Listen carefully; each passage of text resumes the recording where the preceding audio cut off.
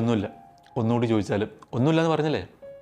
വീട്ടിലേക്ക് കയറി ചെല്ലുമ്പോൾ മുഖം വീർപ്പിച്ച് നിൽക്കുന്ന ഭാര്യയോടും എന്താ പ്രശ്നം എന്ന് ചോദിക്കുമ്പോൾ ഇങ്ങനെ മറുപടി കിട്ടാറുള്ളവരാവും മിക്കവാറും ആണുങ്ങൾ ഇല്ലേ. 10 പ്രാവശ്യം ചോദിച്ചാലാവും ഒരു കാര്യം പറയാം. അതെന്തുകൊണ്ടാണെന്ന് ചിന്തിച്ചിട്ടുണ്ടോ? പെണ്ണുങ്ങൾക്ക് ഇമോഷണൽ ഇൻ്റലിജൻസ്, വൈകാരിക ബുദ്ധിയാണുള്ളതെന്ന് പറയും. അവർ കാര്യങ്ങളൊക്കെ ആഴത്തിലും വൈകാരികമായും ചിന്തിക്കുന്നവരാവും.